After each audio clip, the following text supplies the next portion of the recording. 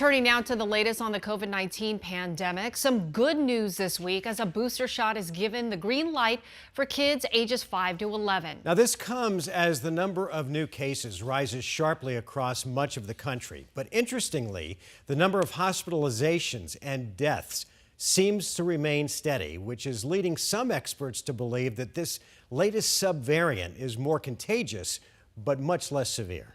Meanwhile, more than 7,200 cases of COVID have been reported in Arizona in just the last week.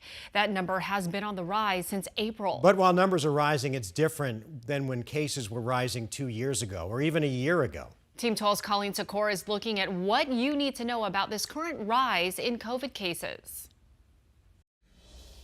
And when we talk about a rise in cases, Arizona is still at a fraction of what we saw in the Omicron surge this winter. But those in the medical and public health field say they're still watching, knowing that the virus is still spreading and still changing. Here's what you need to know. First, the COVID variant spreading in the U.S. and Arizona is still the Omicron variant. Dr. David Engelthaler, director of the infectious disease wing at TGen, says a subvariant of Omicron is what's spreading in Arizona right now. It seems to, again, have picked up a mutation that does allow it to actually spread even just a little bit faster. But it's still showing to be less severe, and that makes a difference in hospitalizations. Dr. Michael White, Chief Clinical Officer at Valleywise Health, says with the rise going on in cases now, he is seeing more COVID patients too. Certainly, we're not near the levels that we were, in December and January, but the number has increased over the last few weeks. The increase, Dr. Joshua LeBaire, Executive Director at ASU's Biodesign Institute, says is showing in percent positivity. You can see that back in April,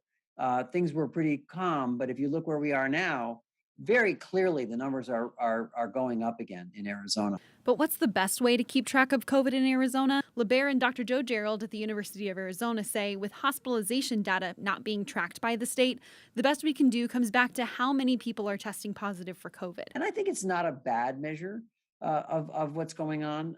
It's probably underrepresenting how much is really out there. Gerald believing it'll be this fall and winter that we see the most risk for COVID. We'll need to maintain all of the infrastructure that we've built over the past 2 years moving into the fall and winter, because we're going to need it again. It's not a question of if, but when. They say, too, if you haven't gotten vaccinated or boosted, it's not too late and it's a good time to get it. They also say it may be time to start masking again in large indoor settings.